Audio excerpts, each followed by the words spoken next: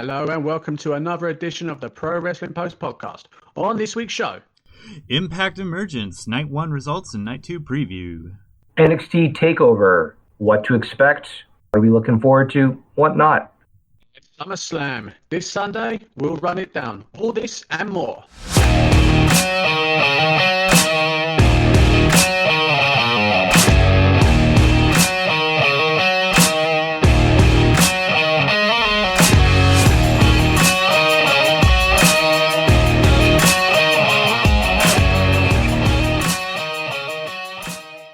Just prior to this, we were talking about some things, and Pete's trying to work them out, and we're thinking everything's going to work out for the best for you, man. Nothing to worry about. Oh, that's fine. You just might hear my cats in the background.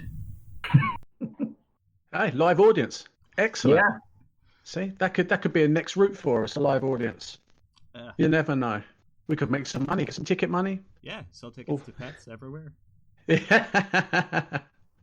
So, in the intro, we obviously spoke about a few things. Tomorrow, we have NXT Takeover XXX or 30, if you're not into your Roman numerals. Mark, give us a skinny. What's your preview, so to speak, for NXT 30? So with NXT Takeover, I think right now a lot of the build has been Keith Lee carrying Cross, and how that's shaping up to be, along with Pat McAfee and his involvement with Adam Cole and what that's going to all look like. A little interesting that we have a football punter involved in an angle with wrestler. Hasn't been the first time WWE has done a wrestling football crossover. I guess you can go as far back as like Ernie Ladd, who was years and years and years ago a football player that ended up crossing over. And then we ended up having things like the Chicago Bears and William the Refrigerator Perry. And then we've come all the way down to years like today, where it's Pat McAfee, former NFL punter, I believe, for Indianapolis Colts, who got into a bit of a kerfuffle with Adam Cole, and that turned into something else. And I think that might be the marquee match. And then we also have the NXT Championship match. So some really interesting things to look forward to, especially with those particular ones.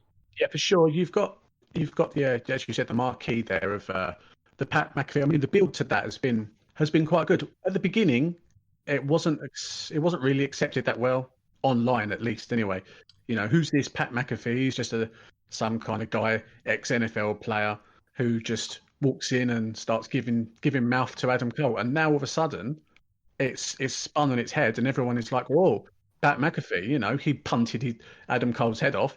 Where could he actually do it? Could he beat Adam Cole? Can he actually withstand bumps in the ring, whatever else?"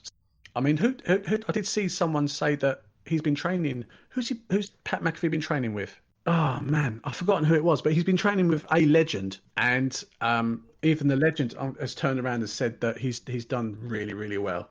Like you said, with it getting kind of poo-pooed online.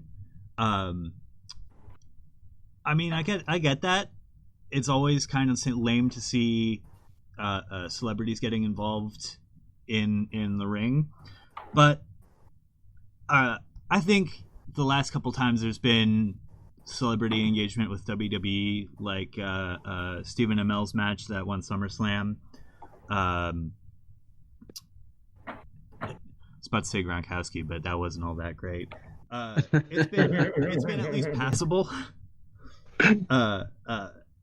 And I'm wondering why they chose Adam Cole for this, because I think you have other members of the NXT roster that could have an interesting match without sacrificing some of their credibility.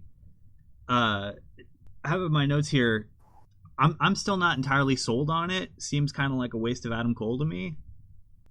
Unless they've got big plans for Pat McAfee. Yeah. After this match, then it will be, as you said, a waste of time for Adam Cole. But because Adam Cole, the longest reigning NXT champion, a major star, I can't see them not doing something with Pat McAfee going forward. Yeah, and I guess that kind of makes sense given the global situation with the pandemic. But maybe this ends up with a little more mainstream attention from NXT, and that's not something I'm going to be too upset about. Also, you like maybe a tie-in with the USA Network or Fox, or so where I believe they're on Fox in the US, but at the same time, if the idea of that actually is a really good point, because you bring in an NFL player or former NFL player, they've got their big NFL crew that's quite popular on Fox. Maybe there you have that kind of marketing crossover between the two. Definitely a possibility there. As you said, they need to boost. I mean WWE pronouns. They need to boost their ratings. They need to claw back some viewers, and this and the Thunderdome. It's a possibility. It really could be. How do we feel about the ladder match? Okay. Are we going to talk about the elephant in the room? Go for it. Should Velveteen Dream be on TV? With those predatory behavior allegations against him, I'd be surprised if he even has a job next week.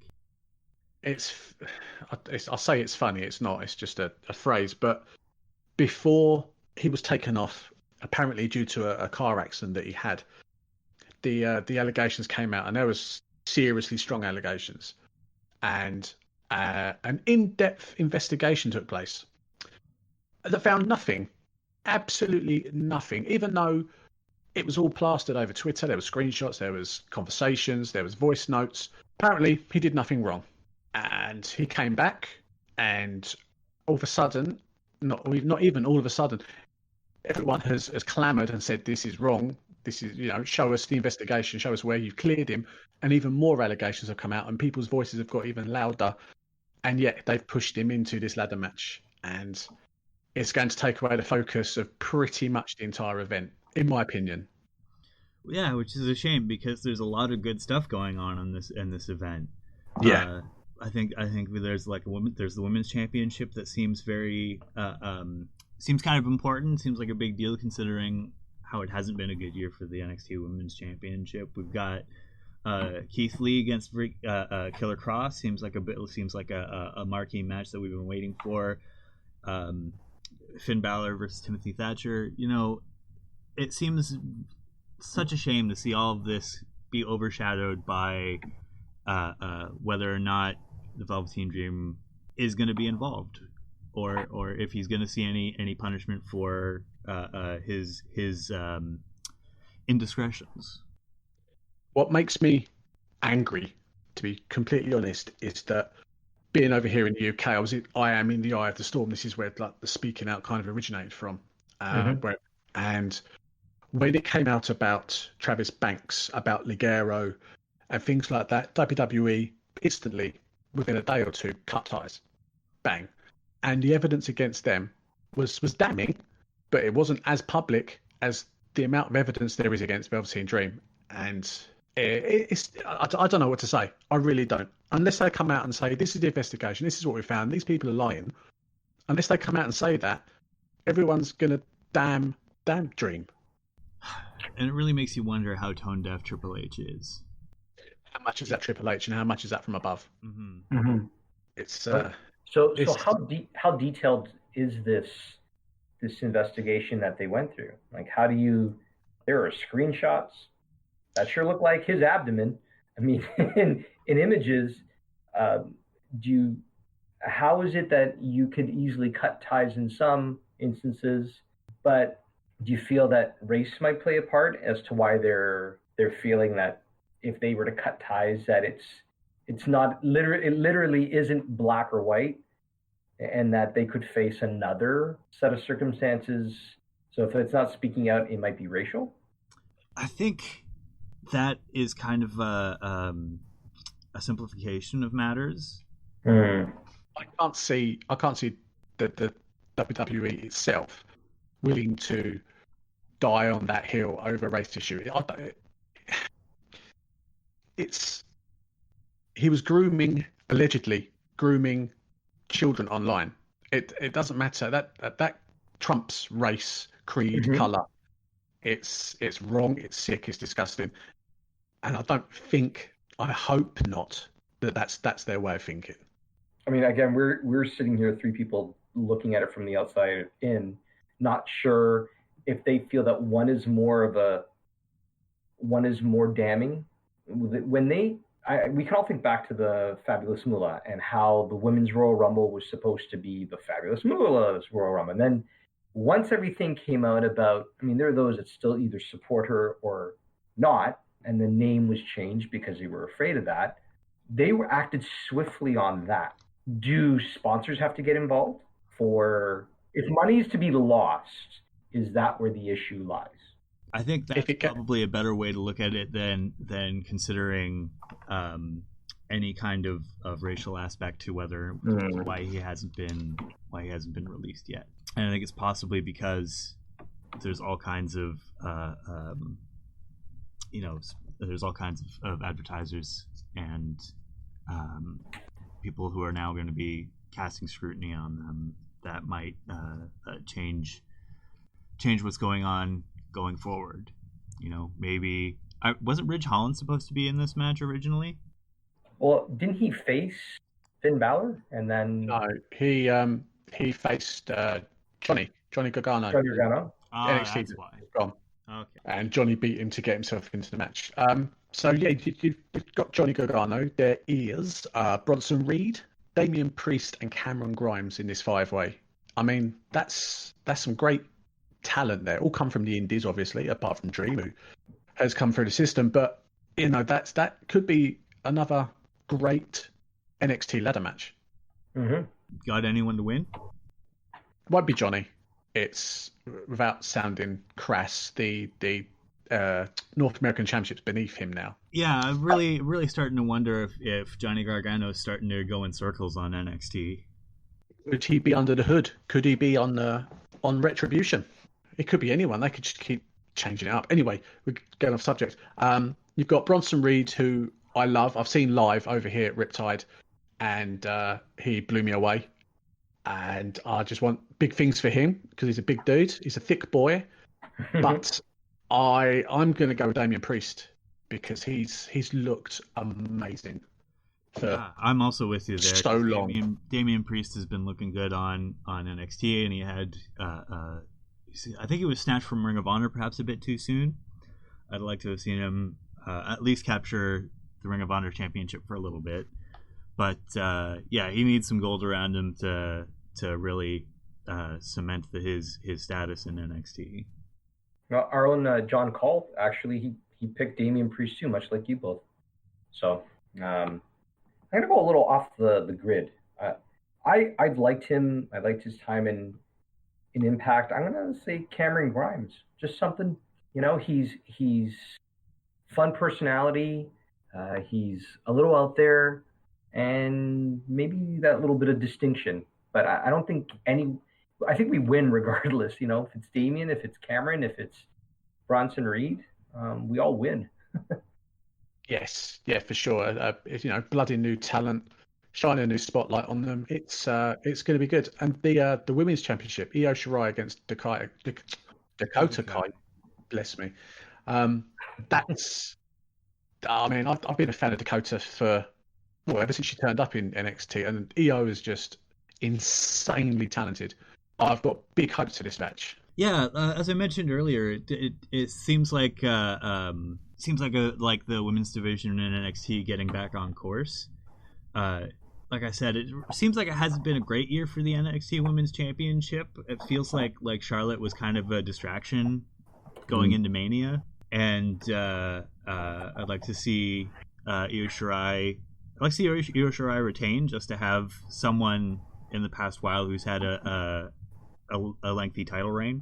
Most definitely, we do. I feel like that they need a lengthy Asuka type reign for that championship, and then have someone chase her for so long and take her mantle, and then possibly Io gets called up if that's the way that's going to be. What about you, Mark? I'm with you both. It's always been the one title that it feels like who's ever held it, they have just absolutely been dominant. I mean, whether it was Shayna Baszler, whether it was Asuka, maybe not so much Kairi Sane, but I think for the most part, when they've had these memorable reigns, it's always been exciting to watch these women just destroy everybody else. And much like you guys, yeah, I think having it mean that much, I can't take the title away from Io. She's as a heel, she's amazing to watch, compelled in what she's going to say or do next from the minute she turned heel to now. Yeah, it's not something I want to see taken away from her anytime soon. Let's do the triple threat number one contendership tag match.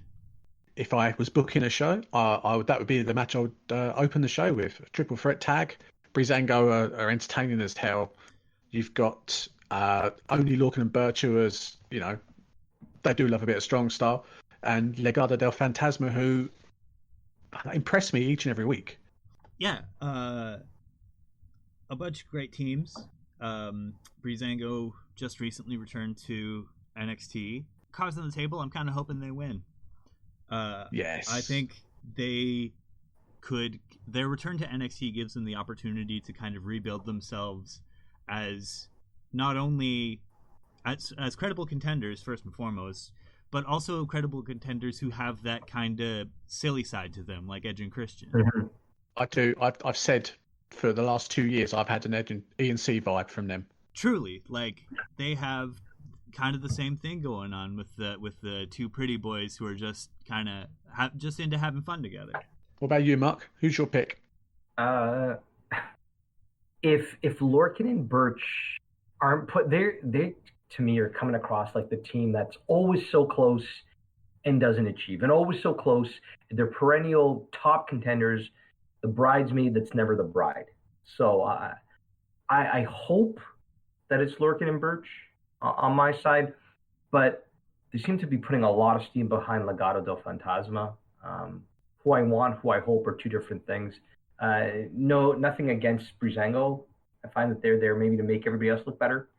But how else do you make everybody else look better? By contending in a major match, right? But yeah, I'm sentimental favorite. I'm going to go Lorcan and Birch.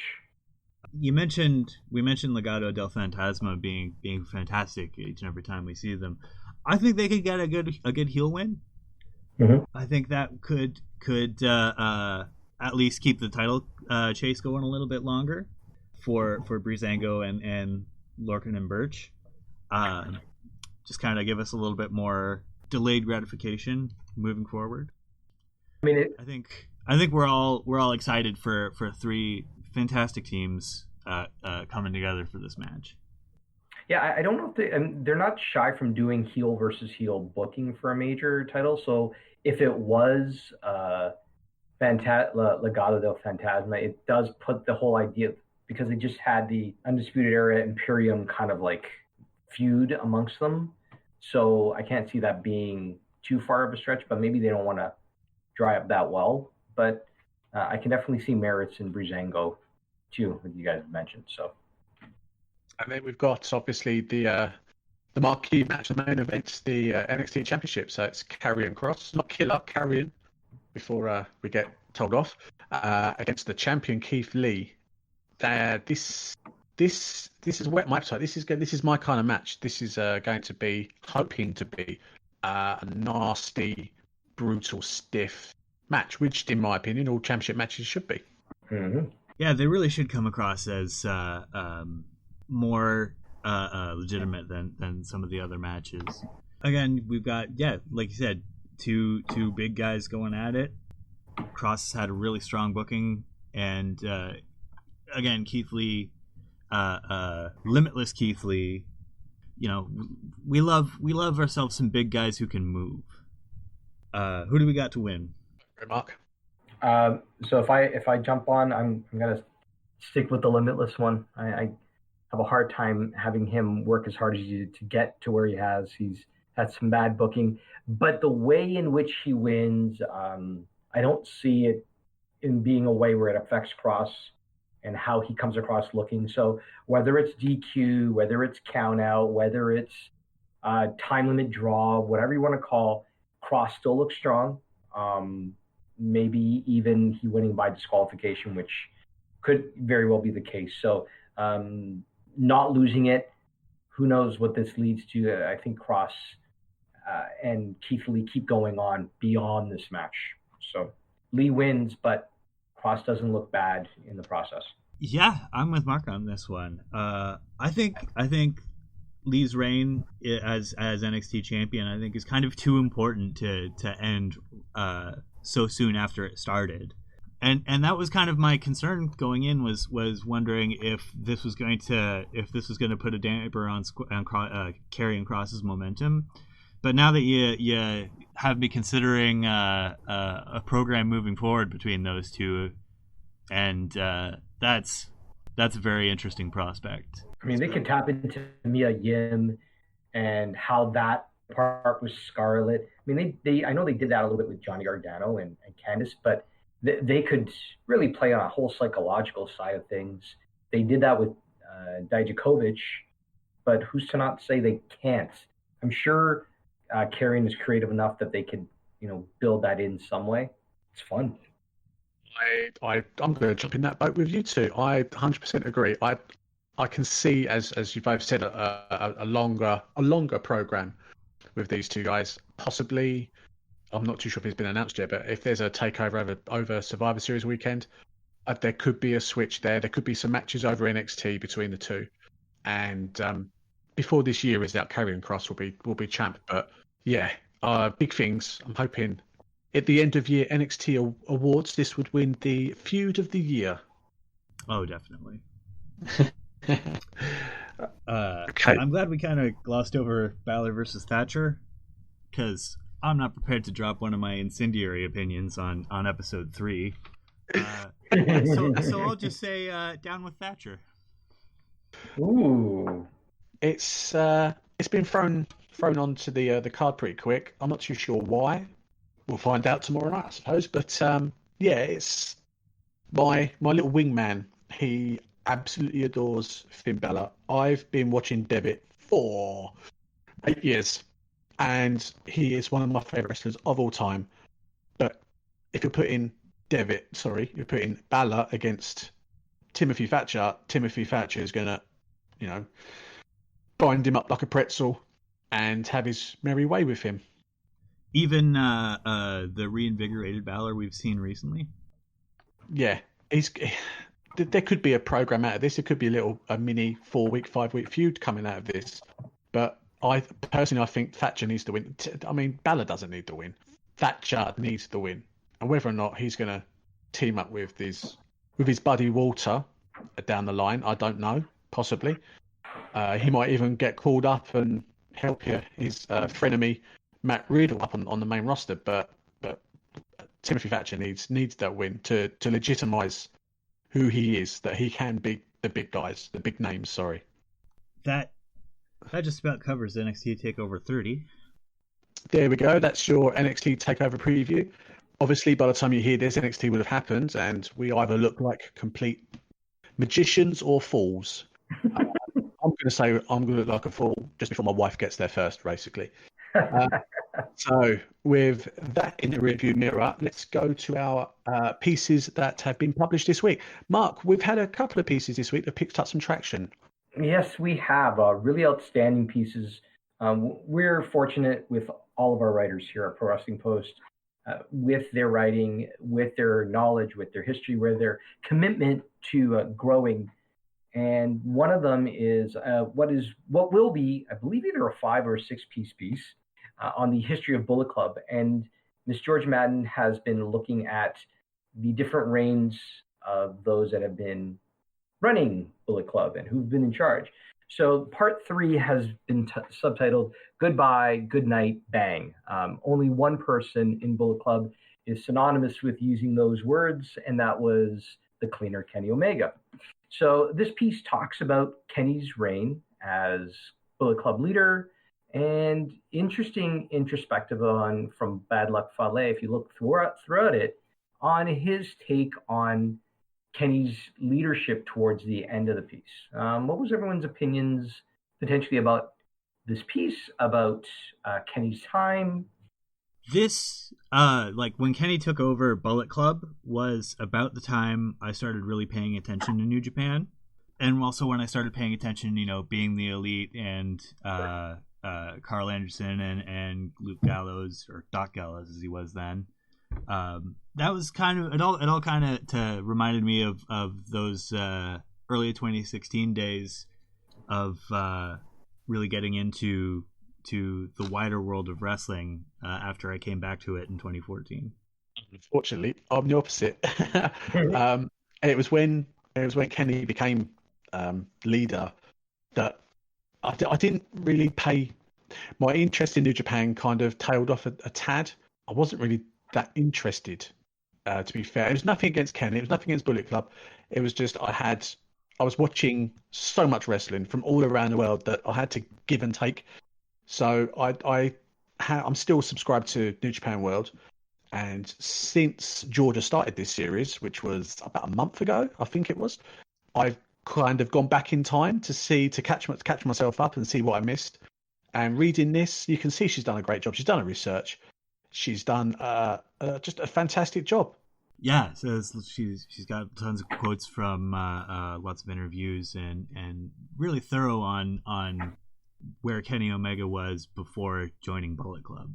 Like the fact that there was just a hint of dissension with Bad Luck Fale's quote. Yeah, yeah, that whole angle was one that came together really, really, really well. Really good slow burn storytelling. And when it happened, the complete excommunication of just, you could see the divide and just laying out of Paige and Cody and Kenny and the Bucks, and the divide was clear.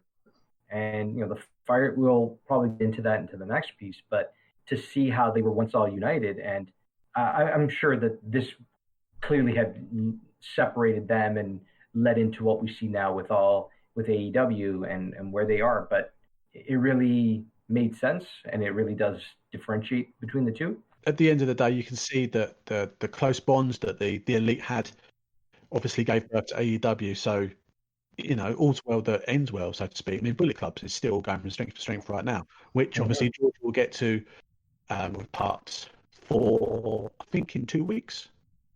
Well, 4 is probably going to come out next week.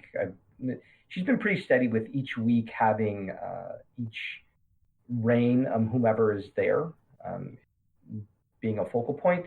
So when this is all complete, and Georgia will join us and share her thoughts on putting this together, and we look forward to that. Hey, we're getting our first guest. Look at that. Yes.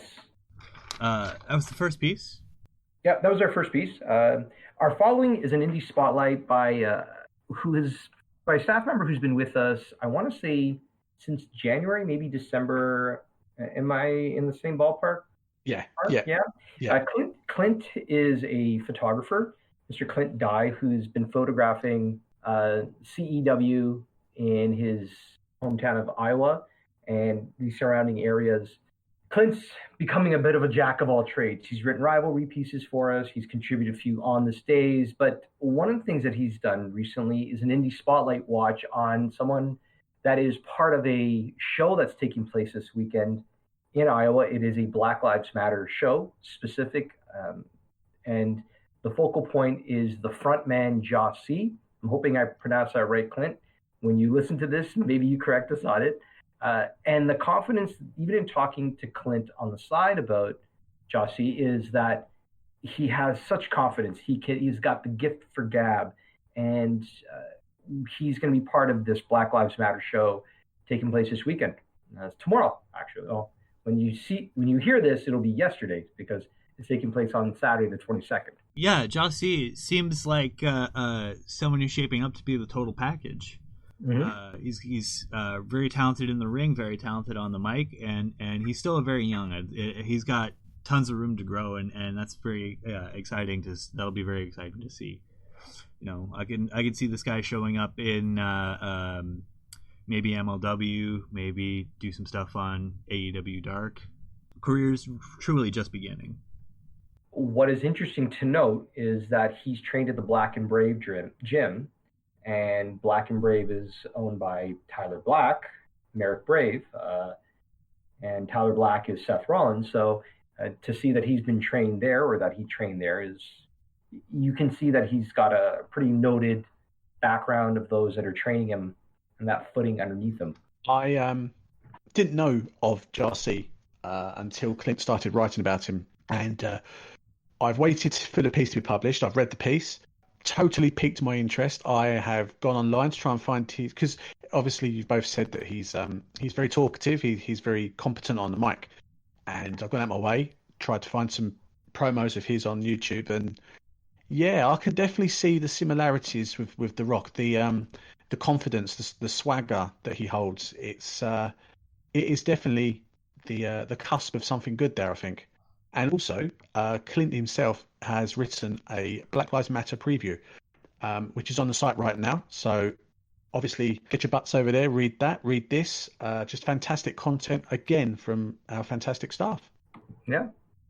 Okay, so let's crack on. We spoke last week about Impact Emergence.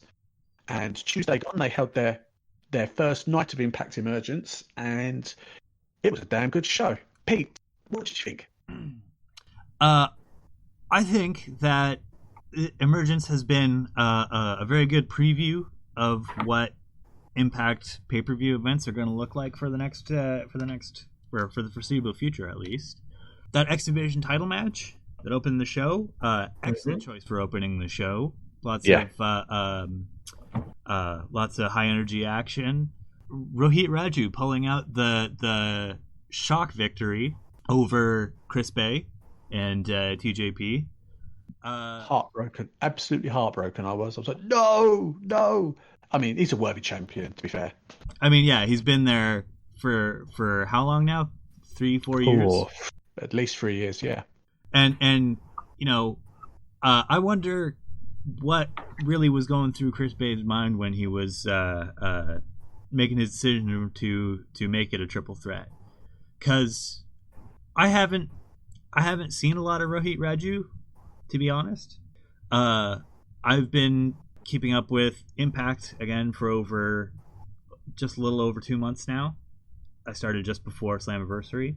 And in my time watching Impact again, Rohit Raju has kind of come across as not a very trustworthy character. Really starting to make Chris Bay look like Sting was in WCW. Just kind of to making alliances with no regard for how trustworthy his allies might be. But yeah, like you said, great for Rohit Raju. I think this is going to be either kind of a short run to just kind of give him the acknowledgement. It's either going to be a short run like that, or he's going to have one of those record-setting Honky Tonk Man runs where he's constantly scrambling away with the championship, and then whoever gets the X Division title after him is just going to look like $1 million. Yeah, definitely. I prefer to go down that second route with the I'm going to eke a win by hook or by crook and hold it for 400 days and then lose it, and then, as you said, that the next person's just made as soon as that happens, if that happens. So, Pete, do you see other people aligning themselves with Rohit just so it secures Rohit, kind of like he has a set of bodyguards that are there to help him, or whomever, and that he's that cowardly champion, but there's going to be people that are there to help him eke out that win? Potentially. I don't know what happened to the Desi Hit Squad, if they're still around. But even if that's the thing that he starts to build later, like The Miz did with Bo Dallas and Curtis Axel, that's Mr. Raj, yeah, that's an option. But I think for right now, it's going to be Rohit Raju, like you said, winning by hook or by crook, getting the odd roll up with the tights, or getting the odd low blow. As for who he might get a hold of, I feel like Johnny Swinger's kind of also easily manipulable like that. And I think, I don't know, maybe the Deaners. That's a possibility. Seems like he could easily swing them over to his side, but time will tell. Next on the card, we had Moose versus Trey Miguel for the unsanctioned TNA World Heavyweight Championship. Went exactly as expected. Like, I knew Moose was likely going to walk away with that, just because that TNA title is kind of keeping him relevant, but while he's not in the main event picture. Makes me wonder if perhaps this unsanctioned TNA World Heavyweight Championship run was a thing they had planned from the beginning, like we suggested last week, and makes me wonder if it was always meant for Moose and EC3, because afterwards EC3 came in and made off with the title. Mm-hmm. He definitely returned and put his stamp on Moose, basically. Yeah, it seems very much like they've got that unfinished business from EC3's time in Impact. Yeah, and he's intent on taking down his past, but what exactly does that mean? I'm not one for vagueness, to be fair. I need to be told, there and then what's going on. So for me, this, breaking down the past, it'll be all right for 3-4 weeks tops, and if nothing's been set in stone as to what that actually means, then I'm just going to lose interest. Although something that has piqued my interest is that EC3 has joined Ring of Honor, apparently. Oh, when did that news come out? I think that was yesterday, was it? Yeah, I think his deal allows him the flexibility of not only being with Ring of Honor and Impact, but also with New Japan. And that possibility, at least if we're talking rumors and things floating around, I mean, talk about somebody that has said, controlling your own narrative. That is a guy that is going to put himself in a position, and maybe him stealing the title is just a reflection of him just dictating what he's going to do, when he's going to do it, how he's going to do it. I'd be curious to see how he works out in Ring of Honor and New Japan, but he's definitely got the gift of gab. That's one guy that never really had that chance to share his thoughts when he was somewhere else. He was totally misused, in my opinion, and in WWE. NXT, he was in there for a cup of coffee. He was hardly there for that long to make an impact, so to speak. But he got called up and just got pushed to the side. Sad, really. Absolutely sad. So hopefully he's going to use that to fuel him going forward, which I think it is, looking at him now. Yep. Sorry, I was just daydreaming EC3 versus John Moxley. Here's the thing I got to bring up, though, about this. Trey Miguel, been that guy who's been coming very close to winning some gold, and then having it snatched away from him. Is he starting to become Jobber to the Stars on Impact? Is that really what they hoped for the Rascals? I think it's a bit early to say that yet. If we're saying that again in another 2 months, then he might be stuck in that rut. But I'm hoping not, because the guy is supremely talented. Actually, all the Rascals are supremely talented.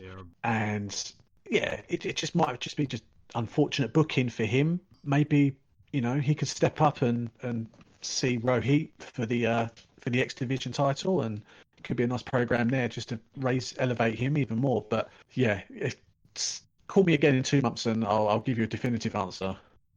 We had the Good Brothers versus Ace Austin and Madman Fulton. This is a match that I am actually really excited about. This was a really good match. This is a solid tag team encounter. Ace and Fulton playing like HBK and Diesel. Mm-hmm. The little guy who's really technically sound, and a big guy who can just throw down with the best of them. And the way that they were using like cutting the ring in half, keeping Anderson in their corner, working his back, Arn and Tully would be proud.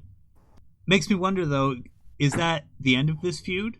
It seemed pretty definitive, but at the same time, I could see a little bit more of this going forward. I'm into a little bit more of that, especially seeing how well Ace and Fulton work together as a unit. But at the same time, I'm also excited to see Doc and Anderson move on to the tag scene as a whole. However, I think this really is a match that illustrates kind of gives us some shape as to where the Impact tag division is going. And I think that what they're doing is starting a tag division that looks a lot like the tag division, WWF's tag division in the Attitude Era, where you have 3 teams who are supremely talented. Back in the Attitude Era, that would have been the Hardys, the Dudleys, and Edge and Christian. But in Impact now, we have the Good Brothers, we have MCMG, and we have the North. And I think if you have three really good tag teams who could be champions at any given point, that's where you can start building a tag division around them. Because you'll remember in the Attitude era, we also had like DX in the mix. We had Too Cool. We had the Acolytes. All of them could, maybe pick up a win over the champions on a Raw or a SmackDown, but really just there to keep things fresh and exciting. And I think even having Ace and Fulton join the tag division as a unit would be a net positive. That's a great shout. That's very very astute. But yeah, you're bang on the money. They needed a tag division.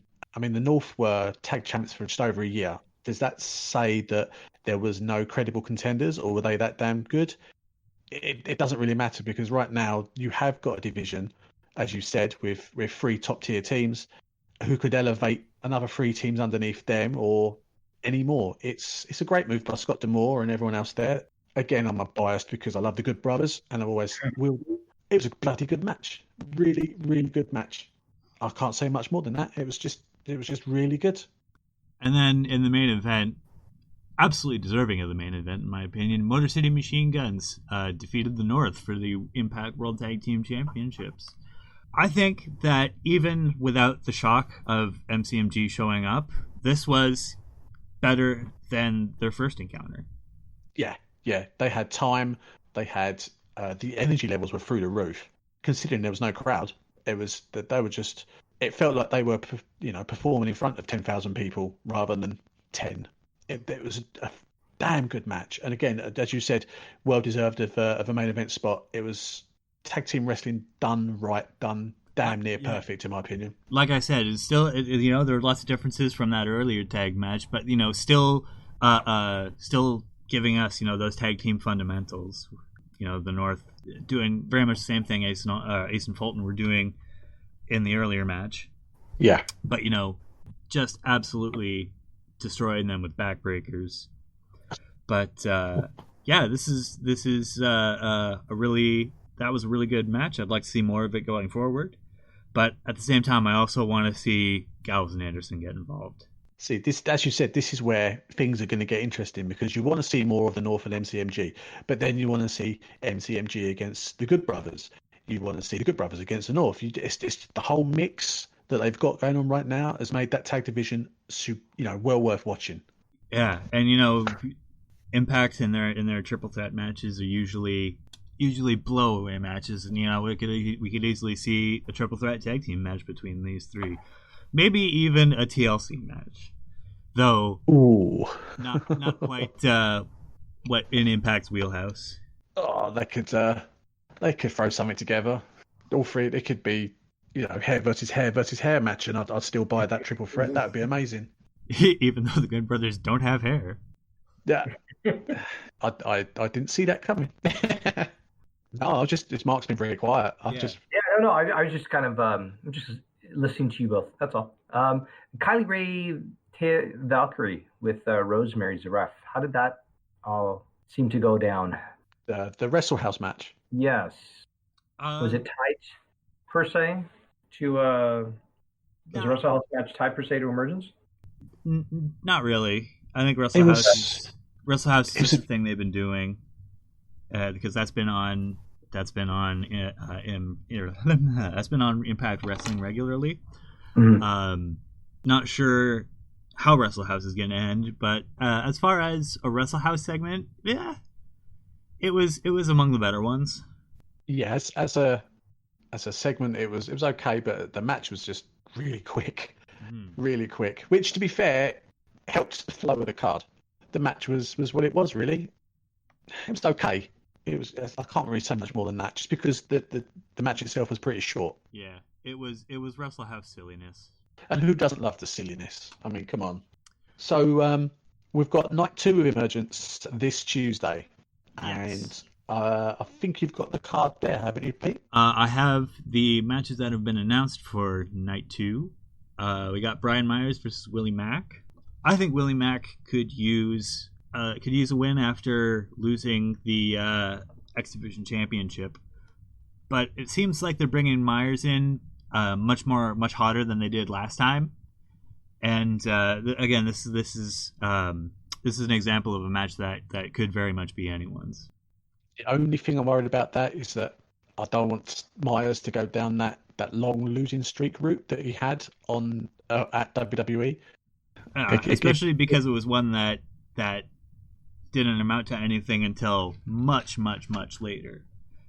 He was in the triple digits with his losing streak, and even Giant Baba had the decency to give Misawa, was it Misawa or was it Kobashi, the 86 match losing streak? I think it was Kobashi. Kobashi, yeah. I'm pretty sure it was as well. I'm going to look like a fool if I got that one wrong. It's all right. We can edit that out and just put it back in. It's fine. Yeah, if it's we'll save that for the final cut. We also have Deonna Purrazzo versus Jordynne Grace in the 30-minute Iron Woman match for the Knockouts Championship. Yeah, that's gonna be nice. We had some thoughts about that last week, didn't we? Yeah, we did. I don't want to harp over it again, but I'm looking forward to that a lot. Yeah, looking forward to the Virtuosa and Jordynne Grace round 2. And we have Eddie Edwards doing the open challenge for the Impact World Championship. No one's been announced. I'd like to think it'd be Eric Young after all the teasing they've done there, but they could be saving that for the next pay-per-view. That's, to me, that's money. You don't throw that away for free. You need to bring someone of a lesser name than Eric Young, because as you said, that could be a very special match, especially as Eric Young has tapped into his craziness once more, and we all know how Eddie Edwards can get. So crazy versus crazy for the World Championship. Yeah, I'm up for that. Yeah, like you said, it could be Eric Young, but like you said, that's a money match. Equally plausible, maybe Ace Austin. He's not been very happy about what happened at Slammiversary. He could potentially make his presence felt again in this match. And he's one who can comfortably take a lose if he's going to be in the tag division with Madman Fulton.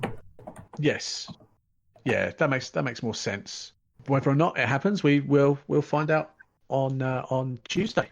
And that's Impact Emergence, all done and dusted and in the books.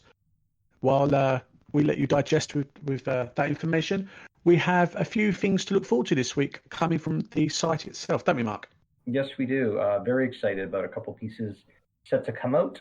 One I ended up, I was fortunate enough to write about, seeing as that it is SummerSlam weekend, and we talked about earlier with NXT's Takeover taking place, NXT 30, but we scroll all the way back to the beginning and look at SummerSlam 88. It would be the first SummerSlam we retro view here on the site. This was the day of the itsy bitsy teeny weeny yellow polka dot bikini, for anyone that remembers that whole song, and that's how they were billing the secret weapon that Miss Elizabeth had as the Mega Powers faced the Mega Bucks of Hulk Hogan and Randy Savage against Andre the Giant and Ted DiBiase as the main event. Going back and watching it, it was fun. I really, really miss watching Jake the Snake Roberts. But actually, in watching the whole event again, the highlight was really the Rougeaus against the British Bulldogs. That match went 20 minutes and is as good as anything we would have watched today back then. Really, really solid tag team. We were just talking about tag team wrestling. That was a great match. And it went to a draw. And to see the exchanges and the storytelling those guys all put together, fun. That's something you don't see much anymore nowadays, is it? A draw or a time limit draw? Or... Yeah. What happened those days? Foreign. Seems like a foreign idea. It was also we were talking about the run of the Honky Tonk Man, and Pete was mentioning it earlier. It was also the night that the Ultimate Warrior was the surprise entrant and faced the Honky Tonk Man, winning the title in, I want to say, less than 30 seconds. I think the documented time was 31 to 33. I don't know what the over-under is, but it was fast, really, really fast. So those were some of the key matches that were highlighted, and we go back and welcome it as the WWE Sunday Night Retro-View returns this week. Excellent stuff. And finally, just on the things that we've got coming out this week, we've got very interesting Puresu. I'm sorry, I've just properly brutalized that. Let's just say Japanese wrestling piece coming out from our rivalries. Is that right, Mark? Yes, we do. We have the Marufuji Kenta rivalries piece that Dylan Hughes, who's a new contributor to the site, has put together painstakingly, not painful, it was actually a labor of love, put together looking at their history. And it took him longer to put it together because there was just so much to go through. It's sitting in our pending, and either Mark or myself will go through and give it the once over and polish it up and make it extra shiny. It'll go out this week. When? Well, you have to stay tuned to when on the site, and that will be available. But if anybody's seen their time together, All Japan, their feud, their matches, outstanding. We'll have videos where readers can go in, click, and actually view for themselves. So we're not just highlighting something that we think is great because we think it's great. We want you to see why it was so wonderful. And now Kenta back with New Japan as part of Bullet Club. It's just as important today as it was years ago when he was having this feud.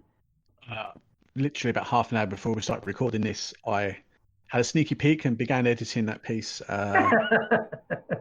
You know me, I can't wait. I keep saying it's one of the perks of the job, and I was enthralled, absolutely enthralled.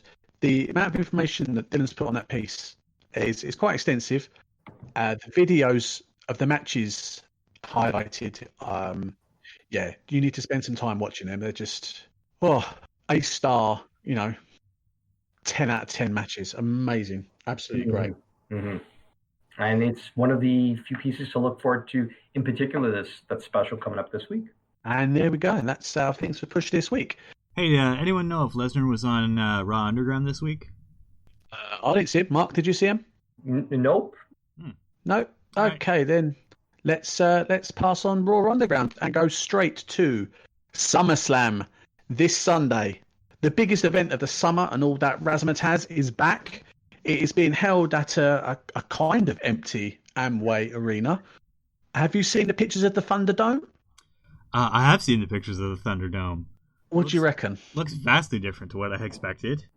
I'm not sold. When you said digital audience, I didn't quite know what to expect.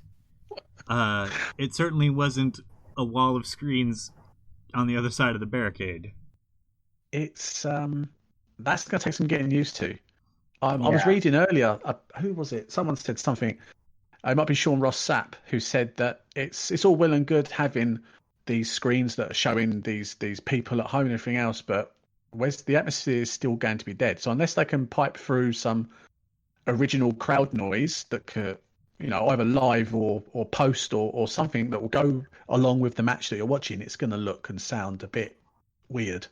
And also, I think it's weird that WWE would cede that much control over their audience, because if you got people who are just at home on their webcams, who's there to say, don't do anything ridiculous?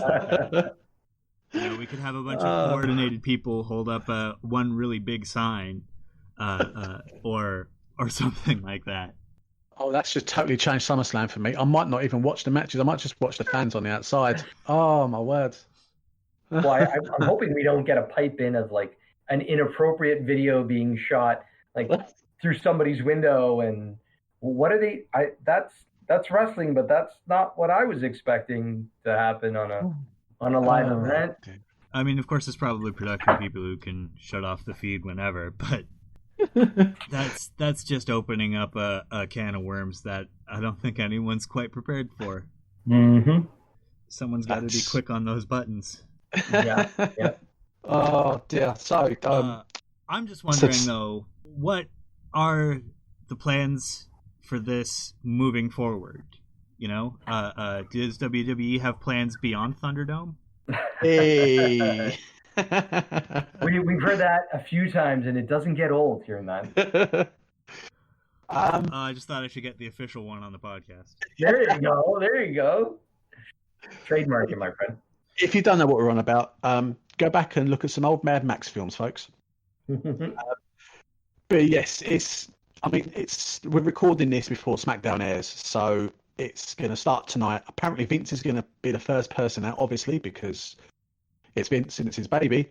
He's going to come out and address the universe and such like. So we'll get a good idea of how SummerSlam should look with after SmackDown.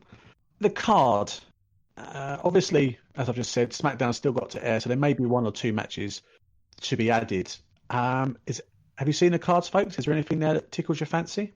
Well, I guess the 2 premier ones being what happens with Braun and The Fiend and Bray Wyatt and Alexa Bliss in that one, and then I guess Randy Orton and Drew McIntyre, right? Mm-hmm. A lot of people want to think that, depending on which side you're pulling on, it's all signs are pulling to Randy Orton having such control that him not winning the title with all this seems almost like a letdown. I mean, if everybody's looking to this being it, heard stories around whether that's Drew not getting his moment in front of a live crowd, and the idea is that he loses the title and then wins it when the crowds are back, is still that he's this perennial fan favorite is one idea, but I don't know. I mean, is in 2020, are we just as convinced of having a 14-time champion in front of no crowds? Does that mean something to everybody else, or does anybody like the idea of a switch and that Braun is now the heel potentially, and that Bray is the face? Sorry, is Braun technically a heel now? But I like this possible inverted commas double switch they've done. Bray was never going to be a heel, to be fair. The Fiend is so over. When he turned up as a Fiend a year ago, it was over. It's still over now. So turning Braun heel, if by shaving your head is making you heel, then I've been a heel for about 4 years. I don't know. I want to see Bray with the title because I think he shouldn't have lost it in the first place. Braun doesn't need the title. He's a big guy. So I know it's old style booking and big guys don't need titles. He doesn't. He honestly doesn't. I'm just happy he beat Goldberg, to be fair. Yeah, like you said with this double turn, I think they really cementing that working against the Fiend changes you. Mm-hmm. And I think to keep that going forward is going to be, or to have that be how Bray wins and what Bray does in this era moving forward is going to be a great boon to his character and how things are going to work in the absence of characters like The Undertaker and Kane, those real kind of supernatural characters. So Bray would be not a replacement as such, but he would be a placeholder. Yeah, he'd fill that niche. Yeah, I could see that. I could definitely see that actually. Mark? It's a thing that he's kind of been earmarked for ever since he was the Eater of Worlds. I don't know who it was that said that the Undertaker character, I think it might have even been Seth Rollins, so you take that with a grain of salt. But if the Undertaker character would really work in today's day and age, I don't know if you could have, that's huge shoes to try to fill, and having somebody with the outstanding history and the build and the audience response, and he would have to be just as much committed to reinventing himself and living the gimmick.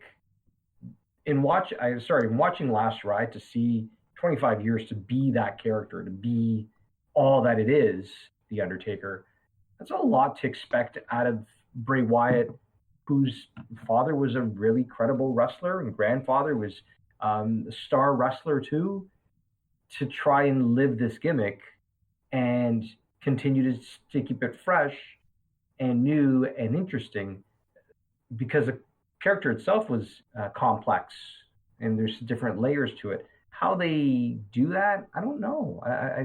I think that's a lot of pressure to expect on anybody, especially today with an audience that needs gratification. We all come from a place where we can appreciate a slower burn, but I don't know if everybody will resonate to that long-standing burn of a character. Does that make sense? Yeah. But have you seen some of the interviews that Bray Wyatt's done in character? Yes, I've seen him host a weather report for a local TV station when he was still the cult leader of the Wyatt family, and he did not break character once, and he was on screen for about 8 minutes. He did not break character once. He freaked everyone out, to be fair. I heard legend that he went to jury duty in character. No way. That's awesome. Oh man, that man is guilty. And just everyone goes, yeah, okay. He's guilty of the sins of this world. So that's my best impression of cult leader Bray Wyatt. But he's definitely got the chops for it. I mean, the guy's been living what's the Fiend, the third kind of gimmick?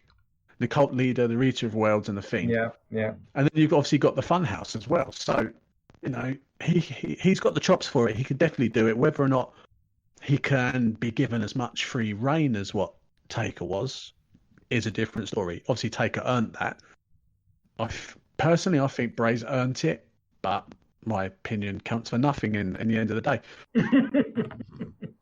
Other matches. You mentioned Drew McIntyre versus Randy Orton. I saw a thing that Randy Orton...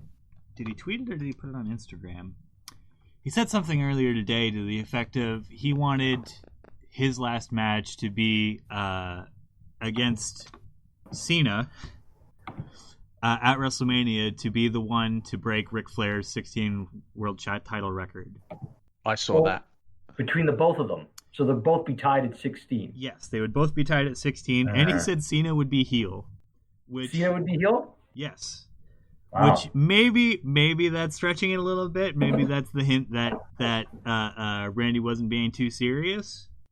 I think he's been playing TikTok too much. Yeah, but that is certainly an interesting way for that career to end. Could this be that step towards that match? Because this win, if he wins on Sunday, that would put him at 14, I think. Yeah, tied with I think Triple H, right? Mm-hmm. There's nobody at 15, I don't believe. Well, WWE related, I'm sure. I mean, there's definitely people who have had right, and Flair's record is unofficially. I think they went with 16, but even he said it's like 21 or something. So, but at the same time, I don't think there's anyone WWE related that's won it 15 times or considered that at least has been billed. I'm sure if you can Google it, you'll find it. But Mark, you said something about Drew winning the title in an empty arena. Mm-hmm. He wants to obviously have that moment with the fans. I'm under the impression that Randy could do this on Sunday, and then there will be an event down the line where Drew will get that win, so he'll become a 2-time champ in front of the fans. Yeah, I think. Well, I know Paul Heyman was a pretty big advocate for Drew, and he spoke very highly about him having this. But now, if Paul isn't there, I mean, it's kind of hard to be where Drew is. He's worked so hard. I don't know. Bad ratings can't be a reflection of him, and no crowds can't be. It's not a reflection of him, definitely. This is where this bad ratings against the title holder just surely has got to fly out the window. We're in a sodding pandemic. Yeah. If the rules change, you can't hold that against Drew. You can't hold it against Bray. Against Braun. It's just one of those things.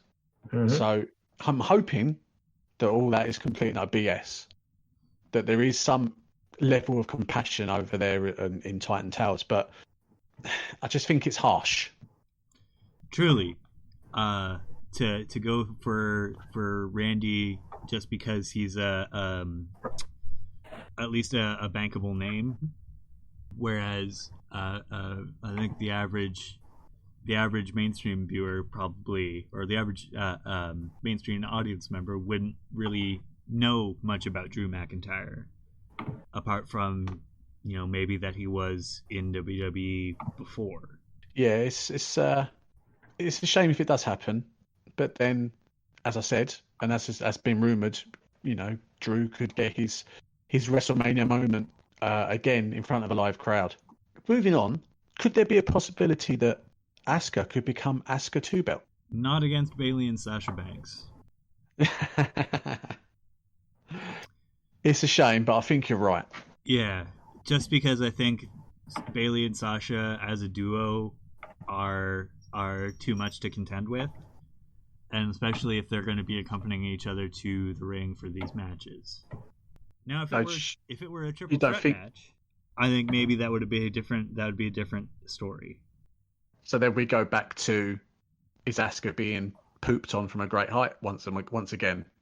Because she had that major run in NXT brought up, and you know what happened there, and she's getting some steam and momentum behind her now, and she could walk away empty-handed, and what does that do to her?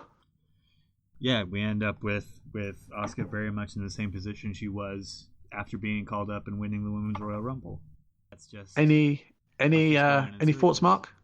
I would like her to win it. Yeah, Asuka 2 belts, maybe Asuka 1 belt, and we see dissension between Bayley and Sasha, and then that leads to animosity between the two of them. I'd be fine with that.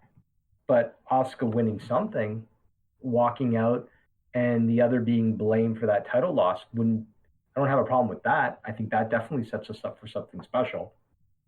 So out of Sasha and Bayley, who do you reckon would drop? I think Sasha drops. Because it seems like they can call themselves the golden role models, but if I have to look at the two of them, I just feel like Bayley has this edge in every department. She's the one talked about, and Sasha's just kind of there.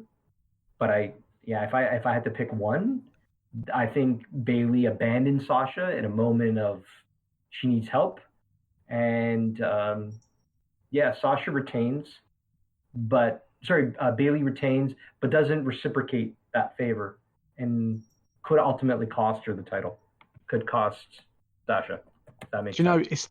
It's totally amazing that a year ago, or whenever, a bit more maybe, when Bayley turned heel, everyone was like, "Oh my god, no, what's happened? Oh my god, what have you done to your hair? Oh, what's the makeup about? Oh, this is terrible." You fast forward a year, she has bought into that gimmick so much, and she is amazing, and she is despicable and heelish, which is what everyone thought she couldn't and wouldn't do, and it's just amazing, really is. Yeah, Bayley's heel turn has gone over much better than lots of other heel turns for people who should otherwise have been career faces. I'm thinking Sting, I'm thinking Sami Zayn, because whenever you see those people who you just can't in your right mind boo. Another great example, Ricky Steamboat. Nobody in their right mind is gonna boo Ricky Steamboat. And I think when you see those kinds of people turn heel in WWE, it just kind of reeks of like desperation in the writing staff. But to see Bayley go from perennial babyface to this driven, charismatic heel has been quite the surprise. Yeah, it's been one of the highlights of the year. To be fair, the way she's grown into the role it's been great. Okay, guys, is Dominic Mysterio on a hiding to nothing? If I remember correctly, he was originally brought in as part of the creative staff, wasn't he? Dominic? Yes. I hadn't heard that. He might well have done. It might have passed me by, but that's interesting. So they brought in somebody that doesn't have experience as part of the creative? I mean, they did that with Freddie Prinze Jr., right? So I guess true. Sorry. True. They did that with Dewey Foley as well, didn't they? They brought Dewey on as creative as well. That's probably where I'm getting confused. I don't know. Dominic Mysterio on a hiding to nothing, probably, because I don't think I don't think they're going to let Seth take a loss to someone as like you say, as inexperienced as Dominic Mysterio. So is Dominic literally gonna take a hiding because he can't win? Is he gonna take the hiding to get over? I don't know. Could bring back his old man with an eye patch. I don't think Dominic Mysterio is going to be starting as a wrestler at this top level. Never say never. He's got merch now. Have you seen that? He does. He's got merch. Oh dear. So wait a minute. So he's further ahead in his training and development than say Simone Johnson. Is that what we're saying here? Oh,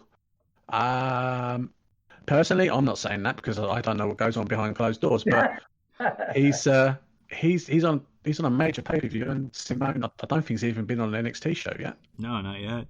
Yeah, that's a really tough question to answer without knowing what's going on behind the scenes. But we know that he's kind of been involved since last year, hasn't he? Well, you could go back even further. He's been 15 years ago. He's been involved regularly since last year. Yes, he's popped on and off TV for the last year or so with his dad Ray. But he's been training for, I think, quite a few years. But I don't know. Yeah. Ray must have trained him, but I think he's been training with other people and at the PC. I mean, he even showed up in episodes of Lucha Underground years ago. Did he? He did, yeah. So you know that he's got some long-standing being tied to the business and that, but okay. I actually have Dominic Mysterio's Wikipedia page open here. There you go. He's been training with Jay Lethal, Conan, Lance Storm, and Rey Mysterio. Wow. Major names. That's kind of those are names that are kind of hard to ignore. Yeah. Okay, so that's just put a new spin on it for me. So he could be, even if he's going to walk over the loss tomorrow, but it could be a coming out party for him tomorrow if he's very much with those trainers. It'd be interesting to see how he fares against someone who's got a lot of the same ingredients in him. Seth Rollins does. For sure. So we're all agreed that Dominic's going to have a great showing, but ultimately get beaten black and blue even, and possibly choked out with his new merch. Potentially, yeah. What does this do with the likes of Aleister Black and Humberto Carrillo? Was this just kind of collateral damage, having these guys kind of involved but not really involved? But do they make their presence felt? It's a street fight. Anything goes. Yeah. We've got Seth Rollins. He's got Murphy in his corner. I don't know about Ikemen Razor. Have they been on TV lately? Think of injuries of what caused one of them to be out. It's kind of one of those cases where when the Revival were hurt, if one was hurt, they were both off. Yeah. I see. Well, we also haven't seen the third member of the Disciples. Yeah, Austin Theory. So talk about something that there was a rumor that he'd done a few naughty things. I can't remember what it was, but I did see something. He did. Yeah, so he might be off for a while. So we have the potential of maybe seeing new disciples of the Monday Night Messiah. Could Dominic turn and become a disciple himself? You never know. As didn't he for a little bit during the Rey Mysterio Eddie Guerrero feud? Yeah, he did. Well, he didn't know who his dad was, bless him. So yeah, true. Things happen when you're confused like that. Easily influenced. Oh, that sounds like me. So we have the Raw Tag Team Championships on the line as well, where we have one of my guilty pleasures at the moment on Raw, when I do watch it live, that is Andrade and Angel Garza against the Street Profits. Where are we going, guys? Oh, you're going to have the smoke. Oh, really? Well, there was the whole poisoning and now seeking retribution, and there's always this tension that lingers with Andrade and Angel Garza, and I just don't know if that trio can keep it together long enough. Whereas, you've got Montez trying to come back from being poisoned, and that's the story, at least that you're being led into. I don't know. I have a hard time not seeing them win it, but differently. Likewise, that's like poisoning someone is that step over the line where that guy's got to lose. It's like when the Freebirds blinded Junkyard Dog. Michael Hayes absolutely had to lose that next match because there was just so much heat because he overstepped a boundary. Mm-hmm. And maybe that's the same thing that we could see with Dominic and Seth. Maybe Dominic gets revenge for his old man, but I think that's a thing we definitely need to see in this tag team championship match. I'm the opposite way. Like I said, Andrade and Angel Garza are my guilty pleasure. The dynamic between them is fantastic. They don't trust each other. They don't like each other. They're teaming up. They're gonna take on the tag champs. They're gonna sneakily win it. Could Montez still be suffering from the poisoning? It's Montez, when he takes the hot tag, maybe he just runs out of steam earlier than usual, and it's the variables on it are great. So it's up for everyone really. But I'm going with Angel and Andrade. Nice. Then we have the United States Championship, where Apollo Crews, the champion, takes on MVP. So where are we going, guys? Without Bobby Lashley and Shelton Benjamin, I don't think MVP will be in the right headspace.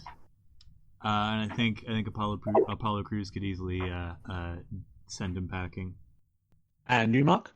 For every reason that makes sense for what Pete said, is the exact opposite of why I don't think MVP will win it. Every reason that, and it's completely logical for why he shouldn't win it. But people had maybe forgotten Cedric Alexander was left behind in a list this past week. He was kind of kicked to the curb. You're feeling jaded. You're feeling bitter. You're feeling not included. Whether there's been this outcry for him to turn heel and get involved. They just said that the Hurt Business, the rest of the Hurt Business, aren't allowed at ringside. They never said anybody else that couldn't be easily tied or was a friend, couldn't cost. Maybe Cedric Alexander is the one that comes in and aids MVP, and we have MVP as the champ. That's interesting. I like that.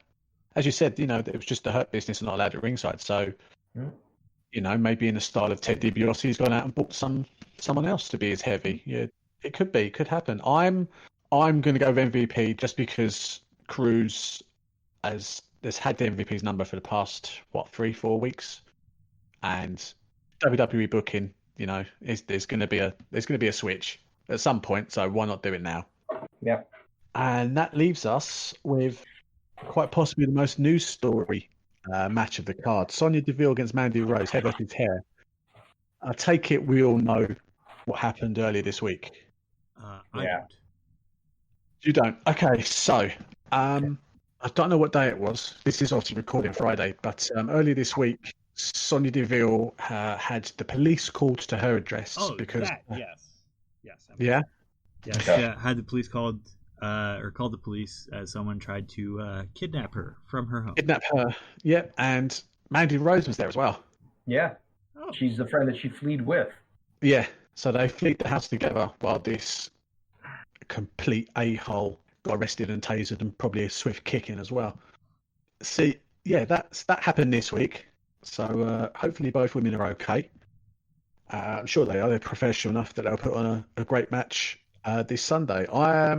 This has been a feud that really didn't catch fire until, for me anyway, until Sonya's amazing promo. Where are you guys going on this? Mark, take the wheel on this one. I got thoughts to...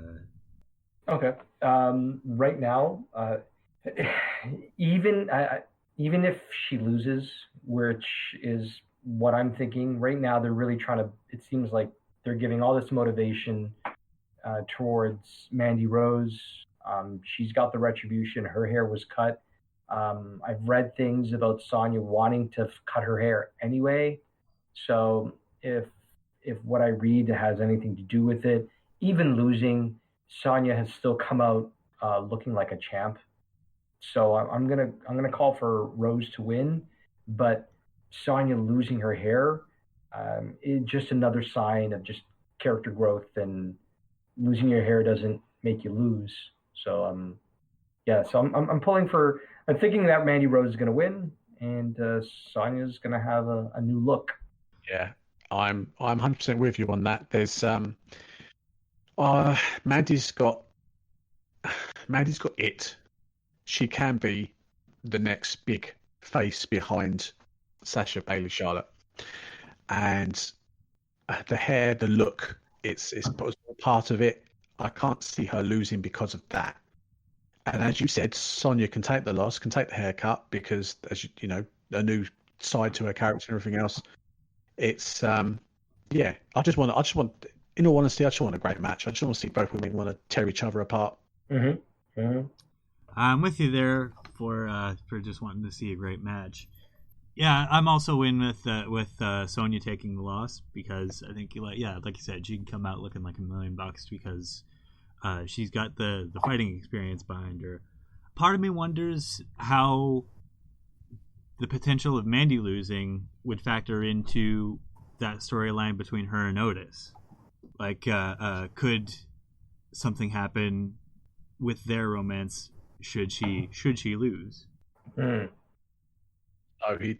So if Mandy lost and lost her hair, that would turn Otis off, or turn Otis against somebody, or yeah, or even just kind of like have the whole Beauty and the Beast angle turned around. Where, you know, that's good. Where Otis is kind of rebuffing this lady who is absolutely gorgeous, but just has a shaved head.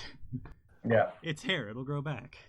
It's funny though. If anybody shouldn't be judgmental, is the guy that becomes judgmental. Yeah, exactly. Yeah, I think that's really clever. That's good. Yeah. It's, to be fair, Pete, it's so clever that it's probably gone over the heads of every single creative person on WWE. Which sucks, because it's a really good story and a really good angle. But do you know what? I want that. That's good. I'd like that. Really would. Yeah, nice little combi angle. So there we have it. That's as of the time of recording, which is before SmackDown. That's all we've got on the card.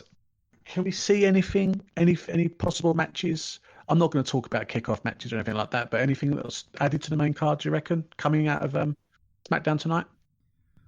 Maybe the Intercontinental Championship. Yes, it's got to be. I mean, I think that's the only title that's not being defended just yet. Yeah, it's that and the SmackDown Tag Team Championship that's not team. represented. And the 24/7. Oh yeah.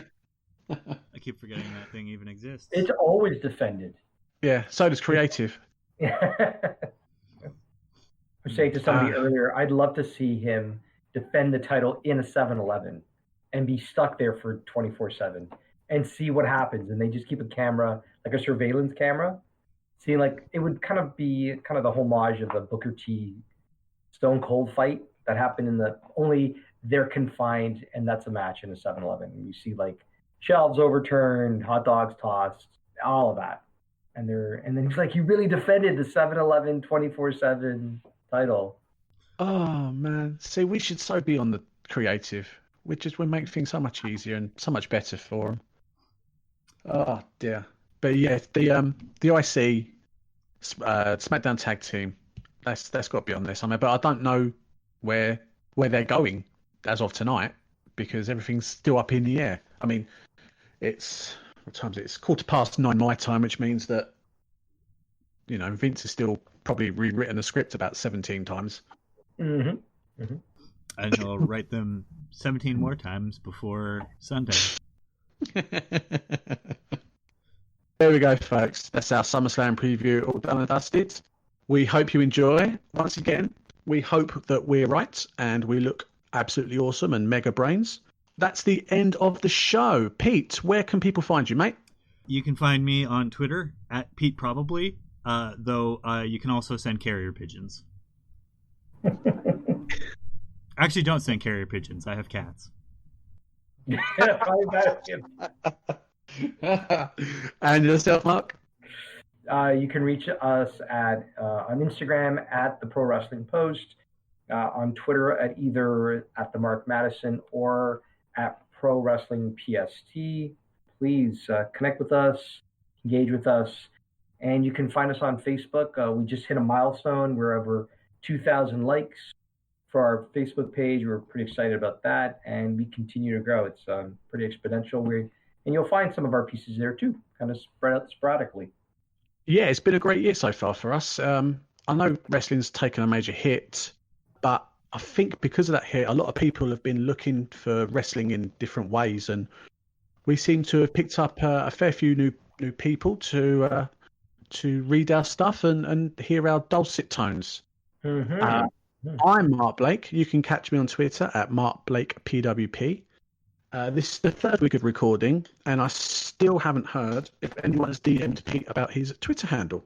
I may have to do a bounty on this soon, where I have to put something up for as a prize, so somebody can ask him about this story.